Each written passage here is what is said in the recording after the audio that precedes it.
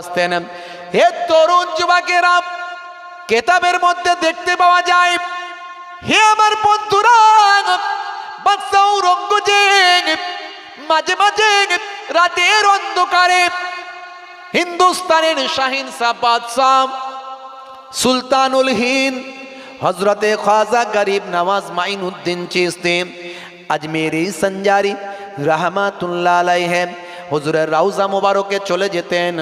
মনে রাখবেন বাবা, আল্লাহর ওলিরা মরে মুর্দা নন, মরে জিন্দা। আমার আল্লাহ কোরআন মাজিদে তাদের সম্পর্কে বলেছেন, আলা ইন্না আউলিয়া আল্লাহি লা খাউফুন আলাইহিম ওয়ালা হুম ইয়াহজানুন। যারা আমার প্রকৃত মাহবুব বান্দা হয়, যারা আমার প্রকৃত ওলি বান্দা হয়, আমি আল্লাহ বলি তাদের কোনো খৌফ নাই, ডর নাই। ওয়ালা হুম ইয়াহজানুন, আমি আল্লাহ বলি তাদের কোনো চিন্তা নাই। হে তরুণ যুবকেরা, আল্লাহর ওলিরা মরে মুর্দা নন, মরে জিন্দা। তাদেরকে আল্লাহ কিভাবে জিন্দা জীবিত রাখেন সেটা আল্লাহ জানেন, আমাদের মতো জীবিত নয়। সে জীবনটা আলাদা, সে জীবিত থাকাটা আলাদা। যেমন আল্লাহর নবী বিশ্ব নবী সোনার জবানে জানিয়ে দেন, ইন্নাল্লাহা হাররামা আলাল আরদ আনতা আকুলা আজসাদাল আম্বিয়া। নিশ্চয় আমার আল্লাহ নবীদের জিসম, নবীদের দেহ, নবীদের শরীরকে মাটির জন্য খাওয়া আমার আল্লাহ হারাম করেছেন। যেমন আমার আল্লাহ কোরআন মাজিদে সব ভাই আমার একটার সঙ্গে আর একটার কানেক্ট আছে। তাই এই আয়াতগুলো, এই হাদিসগুলো বলে দিচ্ছি একসঙ্গে পরপর, একটার সঙ্গে এক একটা রিলেটেড, একটার সঙ্গে এক একটা যোগাযোগ, একই ধরনের কথা। তাই উদাহরণগুলো তুলে ধরছি। আমার আল্লাহ কোরআন মাজিদে ডাইরেক্ট নিজে বলছেন, ওয়ালা তাকুলু লিমান ইউকতালু ফি সাবিলিল্লাহি আমওয়াত বাল আহিয়াউ ওয়ালাকিন লা তাশউরুন। যারা আমার রাস্তায় নিজেদের জীবনকে উৎসর্গ করেন, আমার রাস্তায় নিজেদের জীবনকে অতিবাহিত করেন, যারা আমার রাস্তায় নিজেদের জীবনকে বিলিয়ে দেন, যারা শহীদ হয়ে গেছেন, শাহাদাত বরণ করেছেন, যারা আমার রাস্তায় জিহাদ করেছেন, তাদেরকে তোমরা মৃত বলো না, আমি আল্লাহ বলছি বাল আহিয়াউ, বরং তারা জীবিত। কে বললেন জীবিত? আল্লাহ নিজে বলছে। কত বড় মৌলবী হয়েছে, আল্লাহর কথা কেটে দাও। কত বড় মৌলবী হয়েছে, আল্লাহর কথা কেটে দাও। আল্লাহ নিজে বলছেন এরা মরে গেছে, এদেরকে মৃত বলো না, এরা জীবিত। কে বলছেন? আল্লাহ বলছেন। বক্তা বলছে নবী মরে গেছে, শেষ, আবার ফুরফুরায় কি করে এলো? বলছে না নবী ফুরফুরায় কি করে এলো? আরে নবী পাককে আল্লাহ সে ক্ষমতা দিয়েছিলেন রে বাবু, এটা কি করে বোঝাই বলতে, কি করে এলো? হ্যাঁ, নবী পাক কি করে এলো, কি করে বোঝায়? বিশ্ব নবীকে আল্লাহ সে ক্ষমতা দিয়েছিলেন, অলৌকিক শক্তি, অলৌকিক পাওয়ার। এ তো অলৌকিকতা তোমরা মানো না, এ তো মুজিজা।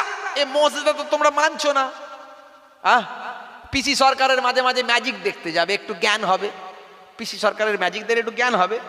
যে পিসি সরকার দেখা যাবে মাঝে মাঝে বিড়ালকে বাঁদর বানাচ্ছে, বাঁদরকে বিড়াল বানিয়ে দিচ্ছে, আর মানুষের কখনো কল্লা কেটে উড়িয়ে দিচ্ছে, আবার কখনো কল্লা জুড়ে দিচ্ছে। তো দেখলে একটু মনে হবে এটা কি করে হয়, মনে হবে আরে একটা ম্যাজিশিয়ান সামান্য ম্যাজিকের দ্বারা করে দেখিয়ে দিচ্ছে। হ্যাঁ, কি উদাহরণ দিই বলো দেখিনি? 2008 সালের ইউরো কাপে, 2010 সালের ফুটবল বিশ্বকাপে একটা প্রাণীর আবির্ভাব হয়েছিল বাবা। ওই প্রাণীটা ভাই আমার খেলার আগের দিনে জার্মানির সি লাইফ অ্যাকোরিয়ামে রাখা ছিল। জার্মানির বিখ্যাত অ্যাকোরিয়ামটার নাম হলো সি লাইফ অ্যাকোরিয়াম। এই অ্যাকোরিয়ামে রাখা ছিল। আগের দিনই নিউজ হয়ে যেত যে আগামীকাল হলো ব্রাজিল আর আর্জেন্টিনার খেলা। এই যে কাতার বিশ্বকাপ চলছে, ফিফা 2022 কাতার বিশ্বকাপ চলছে বাবা। হে তরুণ যুবকেরা, হে আমার বন্ধুরা, শুনে রেখে দেন, জেনে রেখে দেন, আপনারা জানলে খুশি হবেন। কাতার একটা ছোট্ট মুসলিম দেশ, কিন্তু অনেক জ্ঞানী দেশ, অনেক ধনী দেশ, অনেক বুদ্ধিমান দেশ, অনেক শিক্ষিত দেশ। হে তরুণ যুবকেরা, মুসলমান, সারা বিশ্বের মুসলমান যে সময় নিজেদের মধ্যে ধর্মীয় লড়াই লড়ছে, মাথায় কি টুপি পরবেন, টুপি কেমন পরবেন, হাতটা কোথায় বাঁধবেন, নামাবে কি তুলবেন, হাতটা মোনাজাতটা করবে কি করবে না, কতটা তুলবে, মোনাজাতটা বিরাহমাতিকা ইয়া রাহমান রাহিমিন বলবেন, লা ইলাহা ইল্লাল্লাহ মুহাম্মাদুর রাসূলুল্লাহ বলবেন, আমিনটা জোরে বলবেন, আস্তে বলবেন। এই নিয়ে যখন সারা বিশ্বের মুসলমানদের মাতামাতি, বিশেষ করে আমার পশ্চিমবঙ্গের মুসলমানদের যখন মাতামাতি, সেই সময় কাতার বিশ্বকাপ শুরু করেছে। বাবা ভাই আমার, দোস্ত আমার, এটা এক অনন্য বিশ্বকাপ। সেই বিশ্বকাপের এয়ারপোর্ট থেকে বিদেশিরা যখন নামছে, খ্রিস্টান ইহুদি বিশ্বের মানুষ যা যখন এয়ারপোর্টে যখন নামছেন, এয়ারপোর্টে নামার পরেই তারা বড় বড় ব্যানার হোর্ডিং দেখতে পাচ্ছেন। সেই হোর্ডিংয়ে, সেই ব্যানারে বিশ্বনবীর হাদিস লেখা আছে, আল্লাহর কোরআনের আয়াতগুলো লেখা আছে, আর তার মানেটা, তার জামাটা ইংরাজিতে করা আছে। কাতার বিশ্বকাপ, কাতার বলেছে এই হলো একটা প্ল্যাটফর্ম যেখান থেকে আমি 700 কোটি মানুষকে ইসলামের বার্তাটা পৌঁছাতে পারি। জোরে হবে না? এ তরুণ যুবকেরা, আমাদের উচিত নিজেদের দ্বন্দ্ব ভুলে ইসলামের খেদমত কিভাবে করব। বাল্লিগু আন্নি ওয়ালাউ আয়াত, একটাও যদি দিনের আয়াত তুমি জানো, সেটা অন্য যে জানে না তার কাছে পৌঁছে দাও। এটাই হলো বিশ্বনবীর বার্তা। বিশ্বনবী দিনকে ছড়িয়ে দিতে বলেছেন, দিনকে প্রচার করতে বলেছেন। আজকে মুসলমান আমরা যে যে সেক্টরে থাকি না কেন, আপনি চায়ের দোকানে কাজ করেন, চায়ের দোকানে চা বিক্রি করেন, সেখানেই দাঁড়িয়ে দাঁড়িয়ে 5টা সঠিক হাদিস জানেন, কোরআনের 2টো আয়াত জানেন, ওলিয়া উলিয়াদের 2টো কাহিনী ঘটনা হেকায়াত জানেন। সেখান থেকে মানুষ দিন শিখবেন, মানুষ সেখান থেকে ভাই আমার নামাজ পড়বেন, মানুষ সেখান থেকে তাকে ভাই আমার অন্যায় থেকে দূরে থেকে ন্যায়ের পথে চলে আসার আহ্বান জানাবেন। তা'মুরুনা বিল মারুফ ওয়া তানহাউনা আনিল মুনকার। আপনি ওই চায়ের দোকান থেকেই ভালো কাজের আদেশ করবেন আর খারাপ কাজের নিষেধ করবেন। আপনি মেডিকেলে চাকরি করেন, আপনি হসপিটালে চাকরি করেন, সেখানে 1 ঘন্টা সময় পাবেন। সেই 1 ঘন্টা সময়ে আপনি ওই হসপিটালের বড় বড় ডাক্তার, বড় বড় নার্স, বড় বড় আপনার কি বলে ভাই আমার বিভিন্ন যারা লেবার কাজ করেন, তাদের সঙ্গে গল্প করতে করতে আপনি সেখানেই বিশ্বনবীর 2টো কথা বললেন, কাতারের উদাহরণ দিলেন।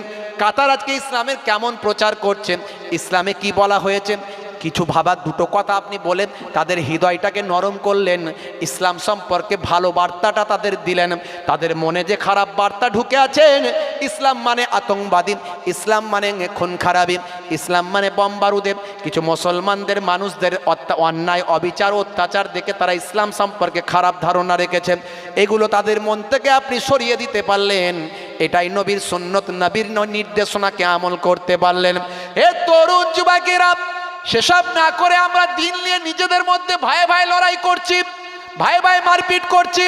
আপনিও বলেন আল্লাহকে মানি, আমিও মানি, নবীকে মানেন, আমিও মানি, কোরআন মানেন, আমিও মানি। হতে পারে আপনার সঙ্গে আমার কিছু ছোটোখাটো মশলা নিয়ে গন্ডগোল আছে, সেটা থাকতে পারে। আমি দাদা হুজুর পীর কেবলাকে ভালোবাসি, দাদা হুজুর পীর কেবলার অনুসরণ করি, তাকে উলিল আমর বলে মানি। আল্লাহ কোরআনে উলিল আমকে অনুসরণ করতে বলেছেন। আমরা বাংলার মানুষ ফুরফুরা শরীফ মুজাদ্দিদুজ্জামানকে উলিল আমর হিসাবে মানি। তিনি দিন শিখিয়েছেন, আমাদের হেদায়েত দান করেছেন, তাকে মানি। তার মতাদর্শ আমরা মেনে চলি, তার নির্দেশনা আমরা মেনে চলি। আপনি মানেন না, তাতে কিছু যায় আসে না, আপনি আপনারটা নিয়ে চলুন, কিন্তু বিরুদ্ধে চলবেন না, ঝামেলা অশান্তি করবেন না, নিজেদের মধ্যে মনোমালিন্য করবেন না, নিজেদের মধ্যে লড়াই করবেন না। আপনি যদি লড়াই করে সময় কাটাবেন, আপনার উদ্দেশ্য ভালো নয়, তার মানে আপনি দিনকে পৌঁছে দিচ্ছেন না, দিনকে মানুষের কাছে প্রচার করছেন না, বরং নিজেদের মধ্যে লড়াই করছেন। আসল মূল বিষয়ে যখন আমরা একই মেনে চলি, ছোট ছোট আমলগুলো যেগুলো হলো নফল, মুস্তাহাব, মুস্তাহসান, এগুলো নিয়ে গন্ডগোল থাকতে পারে, তাতে আপনি আপনারটা মেনে চলুন, আমি আমারটা মেনে চলি। হে তরুণ যুবকেরা, হে আমার বন্ধুরা, হে আমার মুরব্বিয়ানেরা, শুনে রেখে দিন বাবা, জেনে রেখে দেন, আল্লাহর ওলিদের আল্লাহ ক্ষমতা দিয়েছেন, আল্লাহর ওলিদের আল্লাহ পাওয়ার দিয়েছেন, আল্লাহর ওলিদের আল্লাহ শক্তি দিয়েছেন। যারা আমার ওলি বান্দা হয়, আমি তাদের আল্লাহ ক্ষমতা দিয়ে থাকেন। হে তরুণ যুবকেরা, হে আমার বন্ধুরা, শুনে রেখে দিন বাবা, নবীর দিয়েছিলেন, নবীর পাওয়ার দিয়েছিলেন, ক্ষমতা দিয়েছিলেন। আল্লাহ কোরআন মাজিদে বলেছেন, সুবহানাল্লাযী আসরা বিআবদিহি লাইলাম মিনাল মাসজিদিল হারাম ইলাল মাসজিদিল আকসা। হে দুনিয়ার মানুষ, আমি আমার নবীকে ভ্রমণ করালাম বাইতুল মুকাদ্দাস পর্যন্ত, বাইতুল হারাম থেকে কাবা ঘর থেকে বাইতুল মুকাদ্দাস পর্যন্ত কয়েক মুহূর্তে রাতের অন্ধকারে আমার আল্লাহ হাজির করালেন।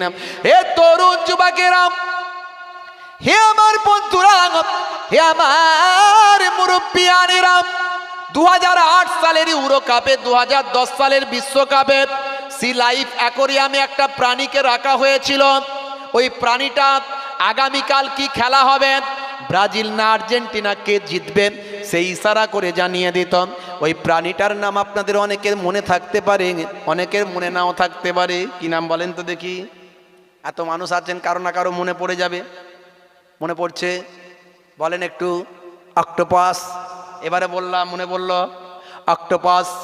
অক্টোপাস পাল তাকে নাম দেওয়া হয়েছিল বাবা। সে আগেই বলে দিত কে জিতবে, আগে ইশারা করে দিত। হে তরুণ যুবকেরা, হে আমার বন্ধুরা, হে আমার মুরব্বিয়ানেরা, শুনে রেখে দিন বাবা, জেনে রেখে দেন। একটা সামান্য প্রাণীকে আল্লাহ যদি এ ক্ষমতা দিয়ে বিশ্বের মানুষকে বুঝিয়ে দেয়, দেখ আমি আল্লাহ, আমার পাওয়ার কতটা, ক্ষমতা কতটা। সামান্য একটা প্রাণী যেভাবে ইশারা করছে, আগের দিন যেটা ইশারা করলো, পরের দিন সেটাই জয়লাভ হয়ে গেল। তার কথাটা মিলে গেল, তার বাণীটা মিলে গেল।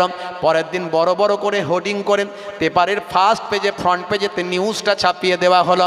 অক্টোপাস পাল যা বলেছিল তার কথাটা মিলে গেল। বারবার এটা দেখানো হয়েছিল। অর্থাৎ এই বিজ্ঞান মনস্ক মানুষদের বোঝানো হয়েছিল, দেখো হে বিজ্ঞান মনস্ক মানুষেরা, তোমাদের বিজ্ঞানের উপরেও আমার আল্লাহর কুদরত কাজ করে। তরুণ যুবকেরা, হে আমার বন্ধুরা, বলে নবী তো চলে গেছে, ফুরফুরাই কেমন করে এলো? আমার আল্লাহর কুদরতি ক্ষমতা এসেছে, এটা কেমন করে বোঝায়? যেমন অক্টোপাস পাল, সামান্য একটা ছোট্ট উদাহরণ, সে যেমন করে বলে দিচ্ছিল। আপনারা জানেন চীন একটা, ভাই আমার, চীন একটা ট্রেন তৈরি করেছে। ওই ট্রেনটা মাটি দিয়ে যায়, আবার প্রয়োজন হলে আকাশ দিয়ে উড়ে উড়ে যায়। একটা ট্রেন, সে তার এত ক্ষমতা, সে মাটি দিয়ে যাচ্ছে আবার আকাশ দিয়ে উড়ছেন। জাপান একটা শহর তৈরি করেছেন, সেই শহরটা কিন্তু সমুদ্রের তলায়। শুধু তাই নয়, হাওড়ার যে আপনার গঙ্গা নদী, এই গঙ্গা নদীর তলা দিয়ে কিন্তু মেট্রো চলে গেছেন। পানির ভিতর দিয়ে আপনি আগামী দিন, অল্প কিছুদিন পর হয়তো দেখবেন পানির ভিতর দিয়ে আপনি যাচ্ছেন মেট্রো করে এপার থেকে ওপার। তাহলে এগুলো যদি আপনার মেনে নিতে অস্বীকার না করেন, এগুলো যদি সম্ভব হয়, আমার আল্লাহর কুদরতি ক্ষমতাকে কেন অসম্ভব মনে করবেন? তার সঙ্গে সঙ্গে হাদিস আছে, মুসলিম শরীফের হাদিসটা খুলুন। আপনি মুসলিম শরীফ করে চিৎকার করেন, বুখারী করে চিৎকার করেন, তিরমিজি করে চিৎকার করেন। হে তরুণ যুবকেরা, কজন আসল বুখারী দেখেছেন বাবা? আসল বুখারী তো দেখেন না বাবা, মোবাইলের অ্যাপসে বুখারী পড়েছেন বাংলা। ও বাংলা বুখারী আপনি যেটা পড়ছেন তার ব্যাখ্যাটা কোনো একজন মানুষ নিজের মতো করে করছেন, ওটা আসল বুখারী নয়। ওখানে ভেজাল ঢোকালেও ঢোকাতে পারে, ওখানে নিজের মতো করে মানে এবং তরজমা ব্যাখ্যা করলেও করতে পারে। কিন্তু আসল বুখারীর দুটো খণ্ড। এই আসল বুখারীটা কেমন আমি আপনাদের একটু দেখিয়ে দিন। আসল বুখারীটার লম্বা হলো এতটা, আর চওড়া হলো এতটা, আর মোটা হলো কোরআন মাজিদের মতো। যারা বুখারী পড়েছেন অরিজিনাল সেই বুখারীটা পড়ুন, তবেই মাথায় রাখবেন আপনি বুখারী পড়লেন। আর এই বুখারীতে কোনো জেদ জবর নাই, জেদ জবর ছাড়া বুখারী। ওই বুখারীটা পড়তে গেলে 16-17টা বছর মাদ্রাসায় গিয়ে আগে ভাই আমার কি বলবো হামাগুড়ি দিতে হবে। বোঝা গেল? যারা বলে বুখারী ওদের ওই বুখারী খুলে দাও, পড়ো, আগে বুখারীটা পড়ো। উচ্চারণ করতে পারবে না, উচ্চারণ করতে গেলে মোজারের জ্ঞান থাকতে হবে, মাজির জ্ঞান থাকতে হবে, মারুফের জ্ঞান থাকতে হবে, মাজহুলের জ্ঞান থাকতে হবে, মাসদারের জ্ঞান থাকতে হবে, মাদ্দার জ্ঞান থাকতে হবে, সেগার জ্ঞান থাকতে হবে, বাসের জ্ঞান থাকতে হবে, অনেক জ্ঞান থাকতে হবে, তবে আপনি সেই বুখারী পড়তে পারবেন। উচ্চারণই করতে পারবেন না, এত লেকচার কিসের? হ্যাঁ বন্ধুরা আমার, হে তরুণ যুবকেরা, হে আমার বন্ধুরা, হে আমার মুরব্বিয়ানেরা, শুনে রেখে দেন।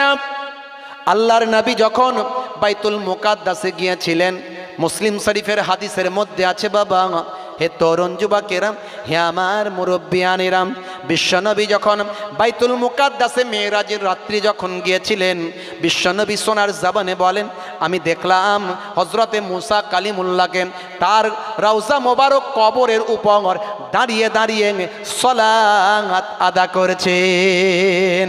মুসা নবী ইন্তেকাল করেছিলেন, বিশ্বনবী তাকে দেখছেন।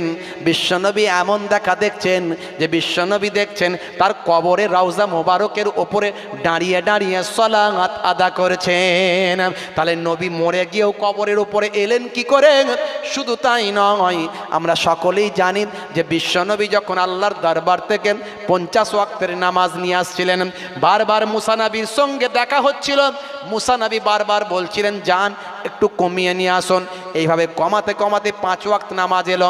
হে মুসলমান, শুনে রেখে দেন, জেনে রেখে দেন, ভাই আমার দোস্ত আমার মুরব্বিয়ানেরা, শুনে রেখে দেন, জেনে রেখে দেন, এ তরুণ মুরব্বিয়ানেরা, জওয়ান যুবকেরা, মুসা নবী ইন্তেকাল করলেন, নবীর সঙ্গে কিভাবে দেখা হলো? এই দেখাটা রুহানি হালতে হয়েছিল। শুধু তাই নয়, সহিহ হাদিসের সনদ থেকে পাওয়া যায়। ভাই আমার দোস্ত আমার, একটু খেয়াল করুন মুসলমান, হে তরুণ যুবকেরা, নবীদের রুহকে আল্লাহ পাঠিয়েছিলেন 1 লক্ষ বা 2 লক্ষ 24,000 পয়গম্বরের বাইতুল মুকাদ্দাসের সমস্ত নবীদের ইমাম আমার আল্লাহ বিশ্বনবী আপনার আমার দয়ার নবীকে নবীদের ইমাম বানিয়ে দিলেন। সব নবীরা তো ইন্তেকাল করেছেন, এলেন কিভাবে? সব রুহানি হালতে। আমার নবী ফুরফুরা শরীফে এসেছিলেন, বারহাক এসেছিলেন, আমি বলছি 100% এসেছিলেন। এ কথা তো আমাদের কথা নয়, এ কথা আল্লাহর ওলিদের কথা, এ কথা খলিফাদের কথা, দাদা হুজুর পীর কেবলার খলিফাদের কথা, এ কথা আল্লামা রুহুল আমিন সাহেব হুজুরের কথা। তারা কখনো মিথ্যা বলেছেন নাকি? জোরে বলেন। তাহলে ফুরফুরা শরীফে এসেছেন, বুক ফুলিয়ে বলবো, 100 বার বলবো, 1000 বার বলবো, আমার নবীর রূহকে আল্লাহ যেখানে ইচ্ছা সেখানে নিয়ে যেতে পারেন। রুহানি হালতে এসেছিলেন। সবাইয়ের দেখার চোখ থাকে না, যাদের আল্লাহ সে চোখ দেন তারা দেখতে পায়। হযরত আবু হুরায়রা রাদিয়াল্লাহু তাআলা আনহু থেকে হাদিসটা বর্ণিত, বিশ্বনবী বলছেন, হে দুনিয়ার মানুষ শুনে রেখে দাও, ইত্তাকু ফিরাসাতুল মুমিন ফাইন্নাহু ইয়ানজুরু বিনূরিল্লাহ, তোমরা আল্লাহর মাহবুব বান্দাদের ভয় করো, কারণ তারা নূরের পর্দার ভিতর দিয়ে দেখতে পান। জোরে হবে না? আল্লাহ যাদের দেখান তারা দেখতে পান। সে চোখ তোমাদের নাই, তোমরা বাস্তব নিয়ে থাকো। ইলমে বাতিনি তোমাদের মধ্যে নাই, ইলমে মারিফাতের জ্ঞান তোমাদের মধ্যে নাই। তোমরা দুনিয়াবি কিছু শিকাব লেখাপড়া হয়তো শেখো, ওই দুনিয়া নিয়ে থাকো। 1 চন্দ্র 2 পক্ষ 3, জোরে বলেন, নেত্র। নেত্র মানে কি? চোখ। কে বললো? বিদ্যাসাগর। বিদ্যাসাগর যাকে জ্ঞানের সাগর বলা হয়, তিনি বুঝে গিয়েছিল একটা জ্ঞানের চোখ আছে, যে চোখটা হযরত ওমর ফারুক রাদিয়াল্লাহু তাআলা আনহু, হযরত ওমর ফারুক রাদিয়াল্লাহু তাআলা আনহু খলিফায়ে সানি, তিনি যখন মসজিদে নববীতে খুতবা দিচ্ছেন, সেই খুতবার সময় যুদ্ধে পাঠিয়েছিলেন সেনাপতি করে হযরতে সারিয়াকে। শত শত মাইল দূরে তিনি যুদ্ধ করতে গেছেন।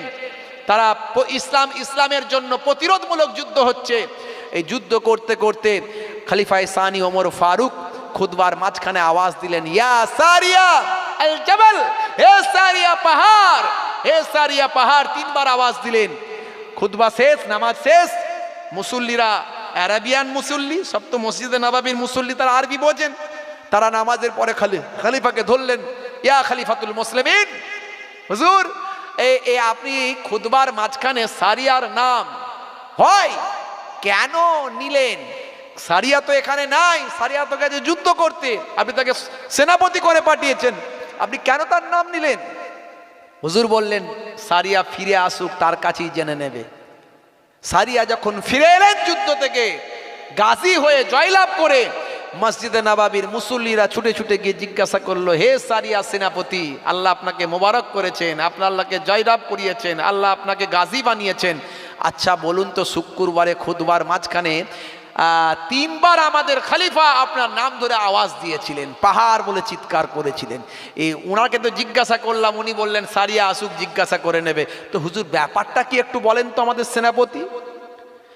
হে তরুণ যুবকেরা, সেই সময় হযরতে সারিয়া বলেছিলেন, হে মসজিদে নববীর মুসল্লিরা, শুনে রেখে দাও বাবা, জেনে রেখে দাও, শুক্রবারে জুম্মার দিনে খুতবার মাঝখানে খলিফায়ে সানি হজরত ওমর ফারুক যদি আমি সারিয়ার নামটা ধরে আওয়াজ না দিতেন, আমি যুদ্ধ করছিলাম, আমি তাদের দুশ্মনদের প্রতিরোধ করছিলাম, প্রতিরোধ করতে গিয়ে যুদ্ধ হচ্ছিল, তাদেরকে আমি পরাজিত করছিলাম। এমন সময় দুশ্মনদের কিছু সৈন্য তারা পাহাড়ের উল্টো দিক থেকে, পাহাড়ের পেছন দিক থেকে ঘুরে আমাদের দিকে পেছন দিক থেকে আসছিল, পেছন দিক থেকে আক্রমণ করার জন্য তারা আসছিল। তারা যদি সত্যি আসতো তাহলে আমরা পরাজিত হতাম। সেই সময় হঠাৎ করে আমি সারিয়া আমার কানেতে শুনতে পেলাম, হে সারিয়া আল জাবাল, পাহাড় পাহাড়। আমার এই কানেতে যখন আওয়াজটা ভেসে আসলো, তখন আমি মনে মনে চিন্তা করলাম, এই আওয়াজ তো দুনিয়ার কোনো সাধারণ মানুষের আওয়াজ নয়, এই গলাটা আমার অত্যন্ত চেনা পরিচিত গলা। এই গলাটা হলো খলিফায়ে সানি হজরতে ওমর ফারুকের গলা। সেই সময় যখন আমি পাহাড়ের দিকে তাকালাম, দেখলাম দুশ্মনেরা ঘুরিয়ে উল্টো দিক থেকে আমাদের আক্রমণ করার জন্য আসছে। হঠাৎ করে আমি সিদ্ধান্ত বদল করলাম, কিছু সৈন্যদের আমি এদিকে আমার ইউটার্ন নিলাম, উল্টো টার্ন নিলাম, না নিয়ে আমি কিছু সৈন্যদের নিয়ে তাদের বিরুদ্ধে প্রতিরোধ করলাম, মহান যুদ্ধ করলাম। আমার আল্লাহ সেই যুদ্ধে আমাদের জয়লাভ করালেন, গাজী বানালেন। হে মসজিদে নববীর মুসল্লিরা, ওই দিন যদি ওই সময়তে খলিফায়ে সানি ওমর ফারুকের ওই আওয়াজ যদি না শুনতাম, হতে পারে আমি সারিয়া আজকে যুদ্ধে জয়লাভ করে ফিরতাম না, হতে পারে আমরা সকলেই আজকে শহীদ হয়ে যেতাম। দেখেছেন? তাহলে হে তরুণ যুবকেরা, হে আমার মুরব্বিয়ানেরা, হে জওয়ান যুবকেরা, আল্লাহর ওলিদের আল্লাহ অনেক ক্ষমতা দিয়েছেন, তাদের আল্লাহ সেই শক্তি দান করেছেন। বাদশাহ ঔরঙ্গজেবের কথা বলতে গিয়ে এত দূরে এসেছিলাম। বাদশাহ ঔরঙ্গজেব হযরতে খাজা গরিব নওয়াজের দরবারে মাঝে মাঝে চলে যেতেন, আল্লাহর ওলিকে ওসিলা দিয়ে দোয়া চাইতেন। ওসিলা জায়েজ আছে, ওই সমস্ত মানুষগুলো ওসিলা মানে না, বুঝতে পারছেন? ওদের সঙ্গে আমাদের আকীদার আরেকটা তফাৎ হলো, এই নব্য যারা নামধারী আহলে হাদিস তারা ওসিলা মানে না, কিন্তু তারা ডাক্তারের কাছে যায়, ডাক্তারের ওসিলাই ট্রিটমেন্টে তারা নেয়, অথচ তারা বলে আমরা ওসিলা মানি না। ভাই, রোগ ভালো করার মালিক আল্লাহ, এটা আমরাও 100 বার বলি। আমরা বলি রোগ ভালো করার মালিক আল্লাহ, কিন্তু ডাক্তার হলো ওসিলা, মাধ্যম। বিশ্বনবী সোনার জাবানে জানিয়ে দিয়েছেন যে মানুষের শুকরিয়া করে না, সে আল্লাহর শুকরিয়া করে না। তাহলে এরা যে ওসিলাটা মানছে না, অর্থাৎ মানুষের শুকরিয়া করছে না নবীর হাদিস অনুযায়ী, কথা ঠিক না ভুল? বন্ধুরা আমার, তরুণ যুবকেরা আমার, হে আমার মুরব্বিয়ানেরা, এরকম অনেক উদাহরণ দিতে পারবো, বেশি কথায় আমি যাব না, আসল কথায় ফিরে আসি বাবা।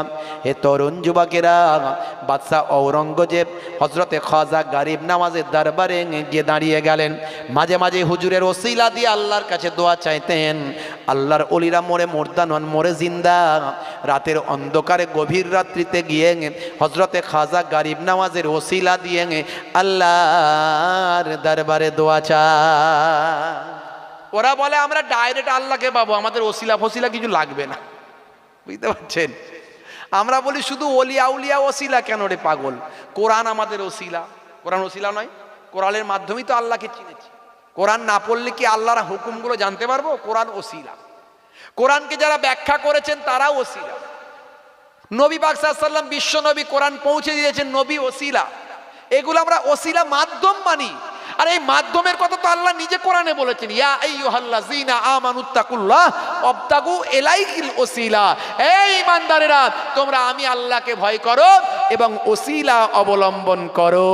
এটা আল্লাহর কোরআন, আল্লাহর কোরআন। বন্ধুরা আমার, তরুণ যুবকেরা আমার, বাদশাহ ঔরঙ্গজেব গিয়ে দেখেন একজন মানুষ কাঁদছে। খাজা গরিব নওয়াজের দরবারে গিয়ে কাঁদছে। বাদশাহ ঔরঙ্গজেব শুনতে পেলেন তার আওয়াজ, কান্নার আওয়াজ। তাকিয়ে দেখলেন, মনে হচ্ছে ঠিক মতো তার কান্না হয় না। মুখে কাঁদছে বটে, কিন্তু অন্তরে সে মনে হয় কাঁদছে না। তার একটা কান্নার ভাব দেখা যাচ্ছে, কিন্তু তার অন্তর কিন্তু এখানে কাঁদছে না। এমন সময় ঔরঙ্গজেব, বাদশাহ ঔরঙ্গজেব চোখ ভরা পানি, বুক ভরা বেদনা নিয়ে আল্লাহর দরবারে মোনাজাত করলেন। আমরা আল্লাহর ওলিদের দরবারে যাই, তাদের ওসিলা দিয়ে আল্লাহর দরবারে মোনাজাত করি। শিরক সম্পর্কে আমাদের জ্ঞান আছে। দাদা পীরের সিলসিলার মানুষেরা কখনো শিরক করে না, দাদা পীরের সিলসিলার মানুষ কখনো বেদাত করে না। যারা দাদা পীরকে প্রকৃত আল্লাহর ওলি বান্দাকে যারা মেনে চলেছে, তারা কোরআন এবং হাদিসের পক্ষে থেকেছেন, এবং তাদের মধ্যে আল্লাহ এবং রাসূলের মহাব্বত অনেক বেশি আছে, ওলিয়া উলিয়াদের ভালোবাসা অনেক বেশি আছে। এই জন্য আমরা দাদা হুজুর পীর কেবলাকে ভালোবাসি, কারণ দাদা হুজুর পীর কেবলা আমাদেরকে সহজভাবে আল্লাহ এবং রাসূলের আশিক বানিয়ে দিয়েছেন। হে তরুণ যুবকেরা, হে আমার বন্ধুরা, বাদশাহ ঔরঙ্গজেব মোনাজাত শেষ করলেন। মোনাজাত শেষ করে তাকিয়ে দেখেন, হায় রে হায়, একজন কুষ্ঠরোগী মানুষ কাঁদছে, কিন্তু তার সারা শরীরটা কুষ্ঠরোগে আক্রান্ত, কিন্তু তাকে দেখে মনে হয় ঠিক মতো তার কাঁদা হচ্ছে না। বাদশাহ ঔরঙ্গজেব বললেন, বাবা ছেলে তুমি কবে থেকে কদিন এসেছো এখানে? বলে বেশ কয়েকদিন আমার আশা হয়ে গেল, কিন্তু এখনো পর্যন্ত আমার দোয়া আল্লাহর দরবারে কবুল হলো না। আমি হিন্দুস্তানের শাহিনশাহ বাদশার দরবারে এসে আল্লাহর দরবারে দোয়া চাইছি, কিন্তু আমার দোয়া এখনো কবুল হলো না। খাজা গরিব নওয়াজ বললেন, ভাই আমার দোস্ত আমার। বাদশাহ ঔরঙ্গজেব বললেন, এমন কথা আর কখনো বলবে না।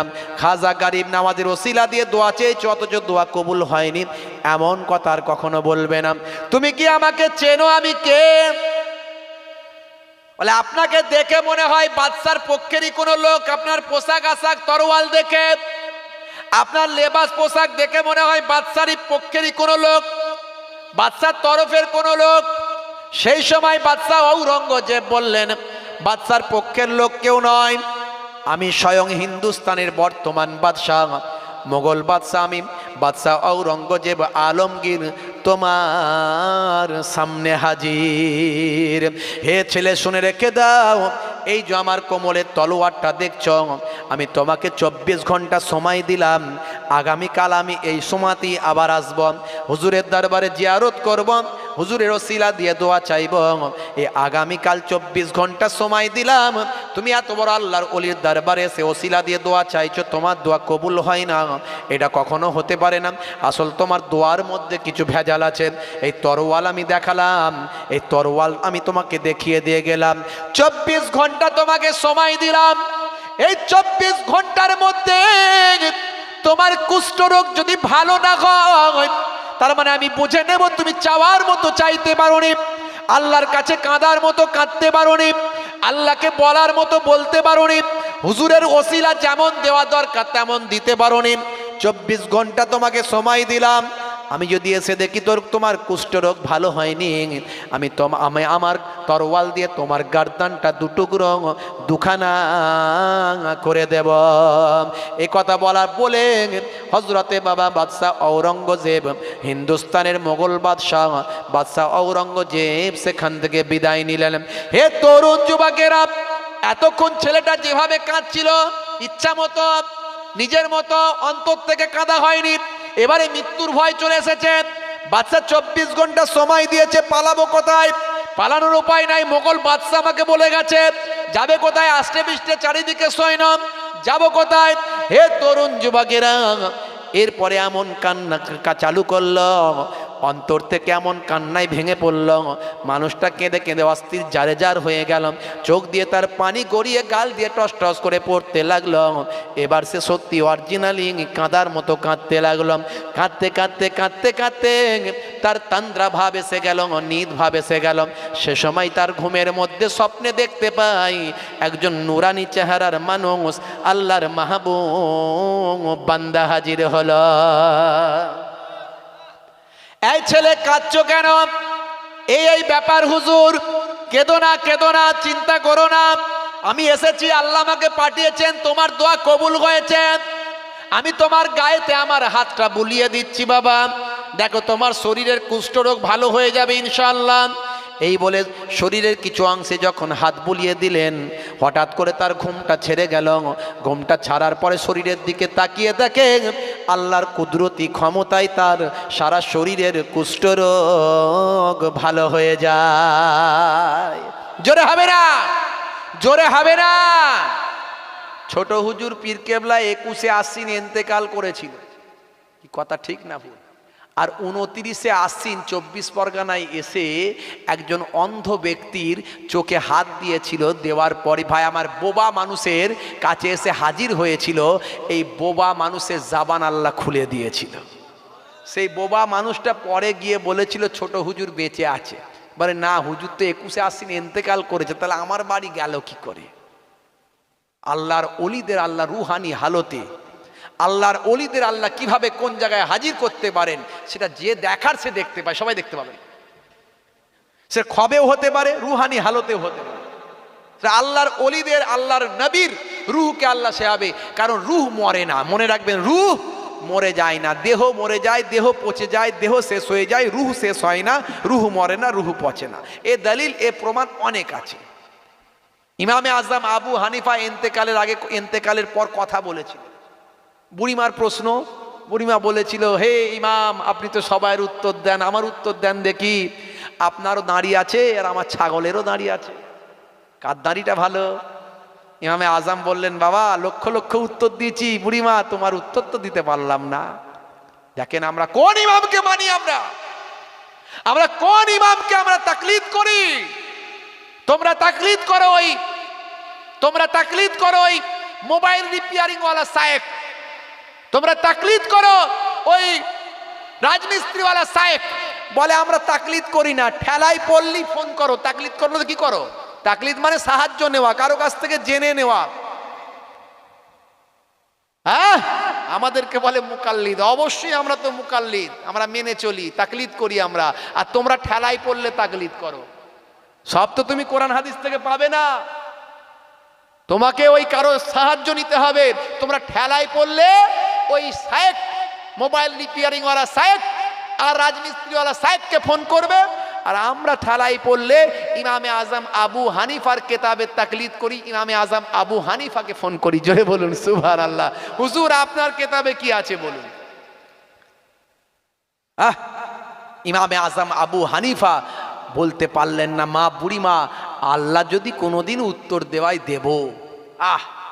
ইমামে আজম আবু হানিফা ইন্তেকাল করেছেন, হুজুর তার জিসম মোবারককে নিয়ে যাওয়া হচ্ছে, শরীর মোবারককে নিয়ে যাওয়া হচ্ছে। বুড়িমা রাস্তায় কাঁদছে আর বলছে, হুজুর সবাইয়ের উত্তর হলো আর আমার হলো না, সবাইয়ের প্রশ্নের উত্তর হলো আর আমার হলো না। আমার আল্লাহ ইমামে আজম আবু হানিফা হুজুরের জবানকে খুলে দিয়ে বললেন, বলে দাও। ইমামে আজম আবু হানিফার জবান থেকে আওয়াজ বেরিয়ে আসলো, হে বুড়িমা, আমি ইন্তেকালের পর বুঝতে পেরেছি, আমি অতদিন চেপেছিলাম, আমি বুঝতে পারিনি যে আমার মওতটা ঈমানের সঙ্গে হবে কিনা। আমার মওত ঈমানের সঙ্গে হয়েছে। এখন আমি কনফার্ম বলে দিচ্ছি, তোমার ছাগলের দাঁড়ির থেকে আমার দাঁড়ি ভালো। আল্লাহর ওলিদের আল্লাহ ক্ষমতা দিয়েছেন, রুহানি ক্ষমতা দিয়েছেন। বাবাজি আমার, এ সাধারণ মানুষ তো হবে না, তুমি পাবে কোথা? সে ইবাদত বন্দেগী তোমাকে করতে হবে। তোমার মধ্যে সেই ষড়রিপুকে দমন করতে হবে। তুমি নিজের মধ্যে অহংকার নিয়ে বসে আছো, তাকাব্বরি নিয়ে বসে আছো, হিংসা নিয়ে বসে আছো, পরশ্রী কাতরতা নিয়ে বসে আছো। তোমার মধ্যে অন্যের শ্রীবৃদ্ধি কখনো সহ্য হয় না। তুমি এসব আমল করে কোথা থেকে পাবে? কি করে এসব আমল, ইবাদত, এসব পাওয়ার, এসব শক্তি পাবে কি করে? বন্ধুরা আমার, তরুণ যুবকেরা আমার, 24 ঘন্টা এমন কাঁদতে কাঁদতে তখন দেখলেন ঘুমতে তান্দ্রা ভাবটা কেটে গেল। শরীরটায় দেখে সারা শরীরটা তার কুষ্ঠরোগ ভালো হয়ে গেছে। আনন্দে আত্মহারা, আনন্দে আত্মহারা। কখন 24 ঘন্টা কাটবে, কখন সেই বাদশা আসবে? হে তরুণ যুবকেরা, হে আমার বন্ধুরা, হে আমার মুরব্বিয়ানেরা, শুনে রেখে দিন বাবা, জেনে রেখে দিন বাবা। এমন সময় দেখতে পাওয়া যায়, পরের দিন আবার রাত্রি হয়ে গিয়েছে। গভীর রাত্রিতে বাদশাহ ঔরঙ্গজেব আবার কয়েকজনকে নিয়ে হিন্দুস্তানের বাদশাহ শাহিনশাহ খাজা গরিব নওয়াজ মাইনুদ্দিন চিশতি আজমিরি সঞ্জারি রাহমাতুল্লাহ আলাইহি হুজুরের রওজা মোবারকে আবার জিয়ারত করতে এসেছেন। এসে দেখেন একটা মানুষকে আমার চেনা চেনা লাগছে, কিন্তু কুষ্ঠরোগী মানুষটা কোথায় গেল, কিন্তু মানুষটাকে যেন কোথায় দেখেছি ঠিক বুঝে উঠতে পারছি না, কুষ্ঠরোগী মানুষটা কোথায় গেল। তখন এই মানুষটা তার চেহারা উজ্জ্বল হয়ে গেছে, চেহারা পরিবর্তন হয়ে গেছে। ওই মানুষটা তখন বলছে, হুজুর আমাকে কি চিনতে পারছেন? বলে, কে বাবা বলো তো দেখি, তোমাকে চেনা চেনা লাগছে। বলে, গতকাল আপনি যাকে বলেছিলেন 24 ঘন্টা সময় দিয়েছিলেন, কুষ্ঠরোগ ভালো না হলে তলোয়ার দিয়ে গর্দানটা উড়িয়ে দেবেন বলেছিলেন, সেই ব্যক্তি আমি ছাড়া আর অন্য কেউ নয়, সেই মানুষটাই হলাম আমি। আমার আল্লাহ কবুল করে নেন। কোন কান্নাটা, কোন তওবাটা আপনার কবুল করবেন? তাওবাতান নাসুহা যদি আপনি করেন। হে তরুণ যুবকেরা, আপনি জীবনে অনেক অন্যায় করেছেন, অনেক নামাজ ছেড়ে দিয়েছেন, অনেক অবিচার করেছেন, পাপ করেছেন। আপনি আজ রাত্রির বেলায় পাক মাহফিল থেকে তওবা করেন। ইয়া আইয়ুহাল্লাযীনা আমানু তুবু ইলাল্লাহি তাওবাতান নাসুহা, তোমরা আল্লাহর দরবারে তওবা করো, অন্তর থেকে তাওবাতান নাসুহা যদি করে দাও, আমি আল্লাহ তোমাদের জীবনে জিন্দেগির গুনাহগুলো মাফ করে দেব। আর তোমরা যদি ইবাদত বন্দেগীটা করো, ইয়া আইয়ুহাল্লাযীনা আমানু, হে বিশ্বাসী বান্দাগণ, তোমরা হে বিশ্বাসী বান্দাগণ, হে ঈমানদারেরা, তোমরা ইবাদত বন্দেগীটা করো।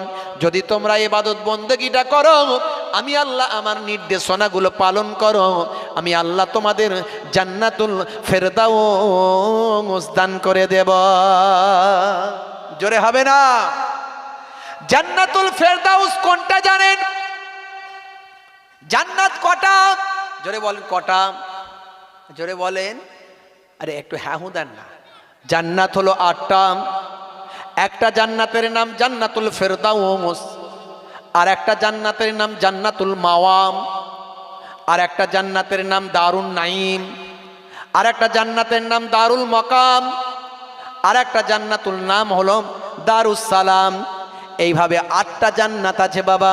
তবে মনে রাখবেন, একটা জান্নাত থেকে আর একটা জান্নাতের ডিস্টেন্স হবে। হে তরুণ যুবকেরা শুনে রেখে দেন, জান্নাতের টোটাল স্তর হবে 100টা। 17 পরে ভাই আমার স্তর হবে 100টা স্তর হবে। তার মধ্যে একটা স্তর থেকে আর একটা স্তরের দূরত্ব হবে আকাশ থেকে জমিন পর্যন্ত। আর সর্বোচ্চ স্তর, সবচেয়ে ওপরের স্তরটা হবে, সেই স্তরটা হলো জান্নাতুল ফেরদাউস। হে তরুণ যুবকেরা, জান্নাতুল ফেরদাউসে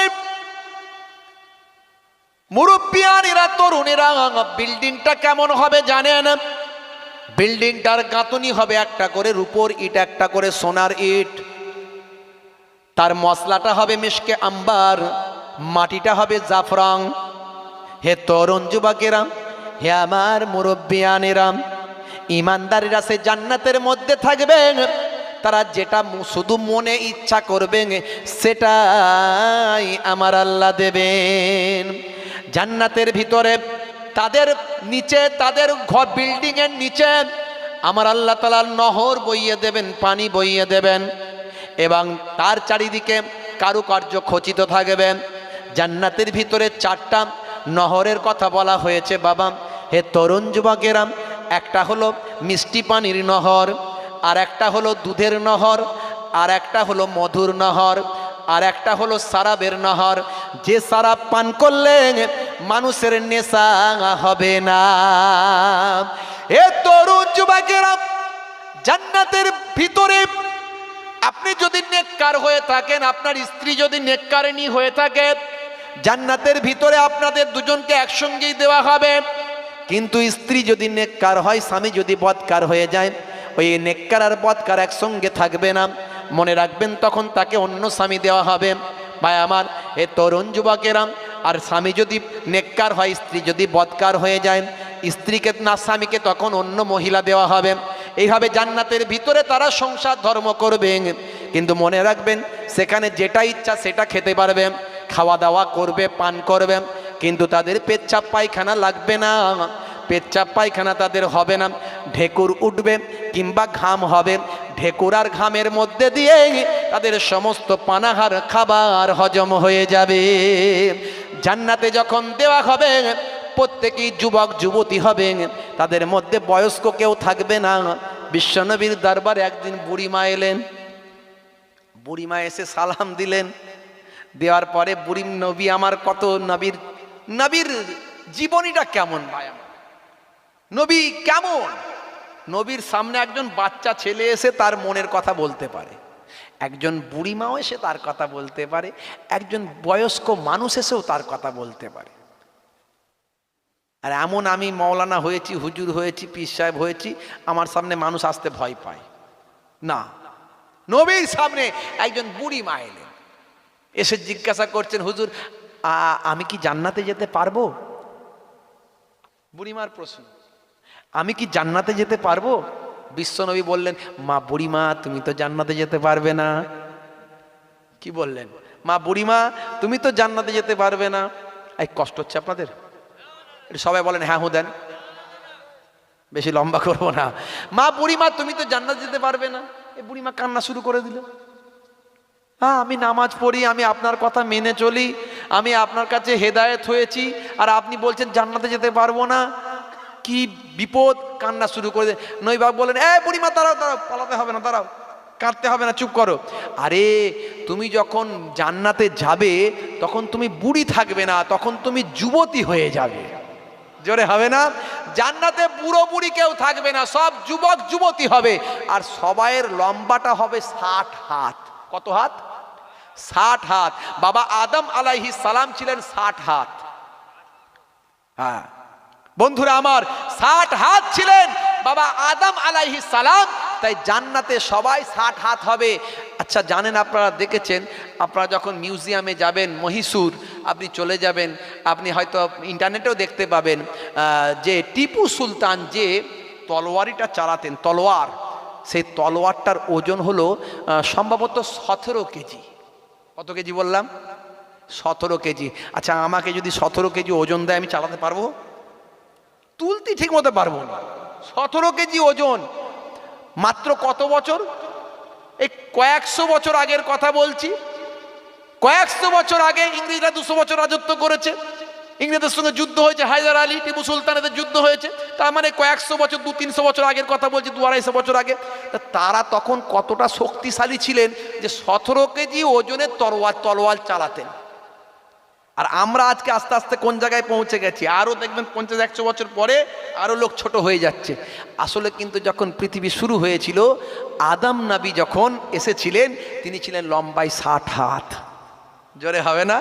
জান্নাতে যখন দেওয়া হবে, জান্নাতে কেউ আর ছোট থাকবে না, সব লম্বায় 60 হাত। জোরে হবে না? এক রাওয়ায়াতে পাওয়া যায়, বন্ধুরা আমার, একটা গাছ হবে, সেই গাছটা, তার যে ছায়া, সেই ছায়াটা এত বড় হবে, গাছের ছায়াটা এত বড় হবে, একটা দ্রুতগামী ঘোড়া সেই গাছের ছায়াটা পার করতে 500 বছর সময় লাগবে। এই হলো জান্নাতের বর্ণনা। আর কি বর্ণনা দেব? যত বর্ণনা দেব বর্ণনা শেষ হবে না। হে তরুণ যুবকেরা, হে আমার বন্ধুরা, আমার আল্লাহ কোরআন মাজিদে জানিয়ে দিলেন, ইন্নাল্লাযীনা আমানু ওয়া আমিলুস সালিহাত কানাত লাহুম জান্নাতুল ফিরদাউসি নুজুলা। ওই সমস্ত ঈমানদারেরা, হে বিশ্বাসী বান্দারা, যারা ঈমানটা এনেছে, সেই মতো আমলটা করেছেন, ওই সমস্ত বান্দা বান্দীদের জন্য আমি আল্লাহ ঘোষণা করি আমার দয়ার জান্নাত, জান্নাতুল ফিরদাউস দান করে দিলাম। কারা কারা জান্নাতি হতে চান না? হাত তুলে দেখান তো দেখি। সবাই চান, মাশাআল্লাহ, তাই তো নাকি? আচ্ছা কারা কারা চান একটু হাত তুলে দেখান তো দেখি। ওরে বাপরে, কি কষ্ট করে সব হাত ফাত বের করতে হচ্ছে শীতকালের রাত। বলে না, যদি বের করি আবার যদি ক্যামেরায় উঠে যায়। এই ক্যামেরা তো আমার দিকে, আসল ক্যামেরা ফোকাস আছে আপনাদের দিকে। কার ক্যামেরা? আল্লাহর ক্যামেরা। আল্লাহর ক্যামেরার ফোকাস আপনাদের দিকে। তাহলে আমরা সবাই জান্নাতি হতে চাই, তাই তো নাকি? হ্যাঁ বলেন ইনশাআল্লাহ। তো জান্নাতি হতে গেলে নবী বলছেন কি করতে হবে, আল্লাহ বলছেন কি করতে হবে? আল্লাহ বলছেন যারা ঈমানটা এনেছে, ঈমানটাকে প্রথমে মজবুত করতে হবে এবং নেক আমলগুলো করতে হবে।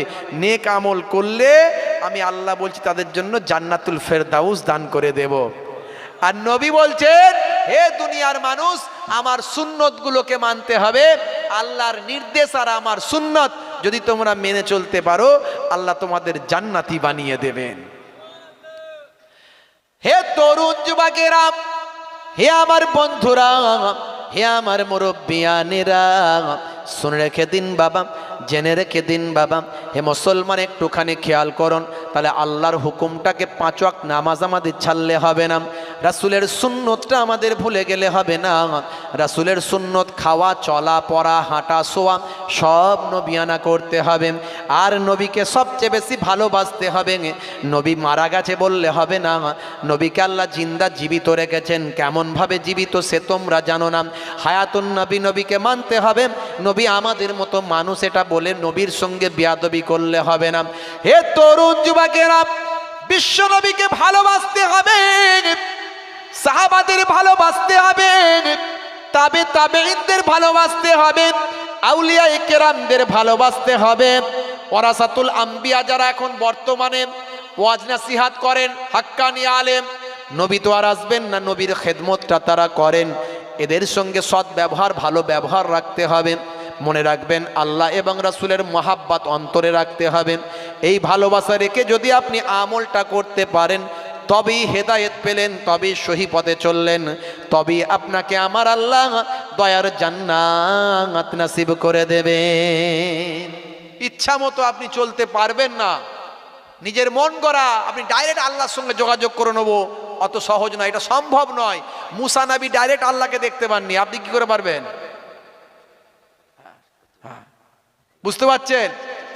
বুঝে নিচ্ছি, আমি ঠিক সেই লাইনে আসছি। ভাইরা আমার, বন্ধুরা আমার, আপনি নিজে আল্লাহকে দেখতে পাবেন কখনো হবে না। আল্লাহর সঙ্গে যোগাযোগ করবেন কি করে? এমএলএ এর সঙ্গে দেখা করতে গেলে প্রথমে প্রধান ধরতে হয়, প্রথমে প্রধান ধরতে হয়, তবে এমএলএ এর কাছে যেতে হয়। মুখ্যমন্ত্রীর কাছে যেতে গেলে আগে এমএলএ ধরতে হয়।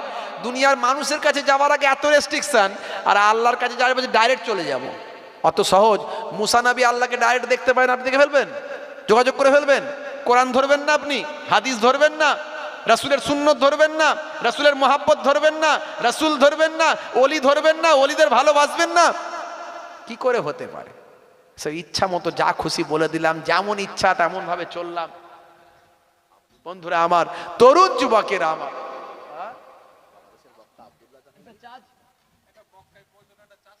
একদম চার্জ তো লাগবে। বসো, তুমি বসো, পয়সা লাগবে, পয়সা ছাড়া কাজ হবে না।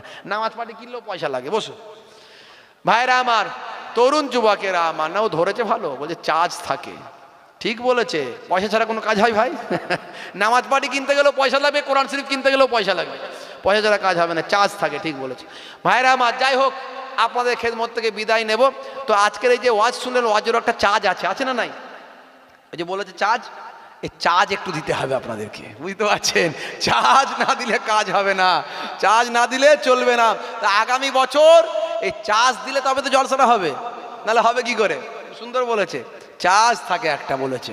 তো ভাইরা আমার, এই চার্জ দিতে হবে, তবে আগামী বছর জলসা হবে। জলসা হলে আবার আল্লাহ রাসূলের কথা শুনবেন, আবার বক্তারা এসে ওয়াজ করবে, নাহলে হবে না। আর এই মাশাআল্লাহ মাদ্রাসা আপনাদের মক্তব আছে, এই মক্তবে ভাই আমার আল্লাহ রাব্বুল আলামিন যেন আরো উন্নতি দেন, আরো ডেভেলপ দেন।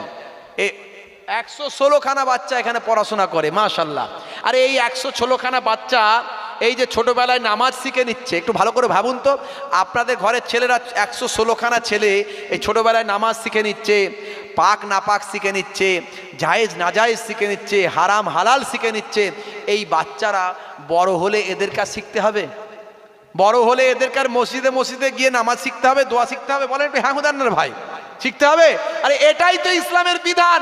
নবী বলেছেন বাচ্চা বেলায় শিখিয়ে দাও, বাচ্চা বেলায় তাদেরকে নামাজ শেখাও 7 বছর বয়সে।